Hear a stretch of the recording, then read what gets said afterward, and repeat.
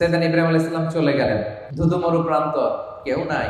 সাইয়েদাতুনা হাজার আর ছোট্ট ইসমাঈল অল্প কয়েকদিন মশকের পানি থেকে পানি খেয়ে, খেজুর খেয়ে ওনারা বেঁচে রইলেন। এখন দুধের বাচ্চা ক্ষুধার কষ্টে চিৎকার করে কাঁদে, দুগ্ধপুষ্ট কোনো মা এই দৃশ্য দেখে কি সহ্য করতে পারে? উনি পানির সন্ধানে, খাবারের সন্ধানে সাফা পাহাড়ে উঠলেন, পাশি পাহাড় জাবালে আবু কুবাইস, এটার উপরে উঠলেন। উঠে সন্ধান করলেন কাউকে দেখা যায় কিনা, পানির সন্ধান আছে কিনা, মানুষের সন্ধান আছে কিনা, গাছের সন্ধান আছে কিনা।